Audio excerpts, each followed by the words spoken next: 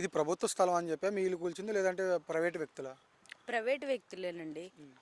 నాన్న తీసి ప్రైవేట్ వ్యక్తులే కావాలనే చేశారు. మేము కొన్నది ఈ స్థలం కోసం. మా మామగారు ఊర్లో 5 ఎకరాల పొలం అమ్మేసి మరీ కొన్నారు ఇది. సిటీలో ఉంటే నేను కట్టిన కష్టం నా కొడుకు పడకూడదు, వాళ్ళ పిల్లలు పడకూడదని ఇక్కడ పెట్టాడు.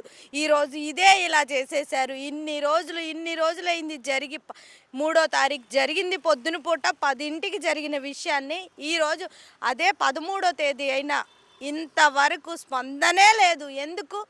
ఎందుకు మేము అన్ని చోట్ల తిరగని మెట్టు లేదు, తిరగని గుమ్మం లేదు. పిల్లల్ని వదిలేసి, నా చిన్న పిల్లల్ని వదిలేసి అన్ని చోటలకి తిరిగి అయినా కానీ ఇంకా వెయిట్ చేసి ఎంతకని వెయిట్ చేయం. ఎన్ని రోజులకి మాకు న్యాయం చేస్తుంది ఈ నోటీసులు ఇచ్చారమ్మా? మీ ఇది మా స్థలం అని చెప్పేసి వాళ్ళు నోటీసులు ఏమైనా ఇచ్చారా? లేదు కూల్చే ముందు నోటు ఎప్పుడో 2016లో ఇచ్చారు. కానీ కూల్చే ముందు మాకు పలానా రోజు వచ్చి కూలుస్తున్నాం, మీరు ఖాళీ చేయాలి అన్న విషయం అయితే మాకు చెప్పలే. అప్పటికే నవంబర్ 4వ తారీఖు కోర్టులో మాకు డిసెంబర్ 30 వరకు ఈ వీళ్ళని ఏం చెయ్యొద్దు అని మాత్రం సుప్రీంకోర్టే ఇచ్చింది తీర్పు. డిసెంబర్ 31 వరకు దీన్ని అసలు మీరు వెయ్యొద్దు అని. కానీ డిసెంబర్ 30 కాదు కదా, డిసెంబర్ 3వ తారీఖే వచ్చి కూల్చేశారు.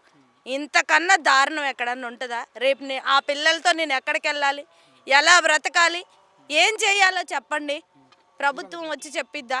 చెప్పండి. మేము ఇన్ని రోజులైనా వీళ్ళు ఏం తింటున్నారు? ఎందుకు అడగట్లే ఈ ప్రభుత్వం? అసలు ఎందుకు రావట్లే ఈ ప్రభుత్వం? ఏంటి మేము చేసిన పాపం ఏంటి? ఓట్లు వేసాంగా, ఎంపీ గారు లేరా?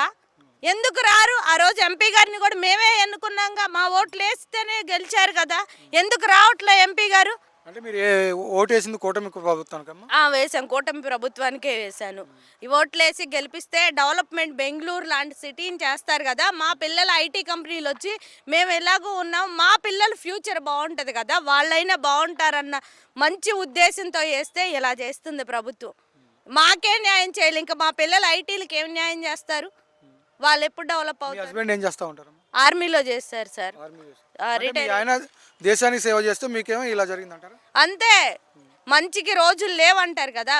మా మామగారు, మా చిన్న మామగారు, మా అన్నయ్య, మా హస్బెండ్ అందరూ ఆర్మీలో చేసి వచ్చాం. ఆర్మీలో చేసి వచ్చిన డబ్బులతో ఇల్లు మా మామగారు రిటైర్ అయిన డబ్బులతో ప్లేస్ కొంటే, మా ఆయన ఆర్మీలో వచ్చిన డబ్బులతో ఇల్లు కట్టిస్తే ఇప్పుడు కూర్చారు. ఇప్పుడు మేము ఏం చెయ్యాలి?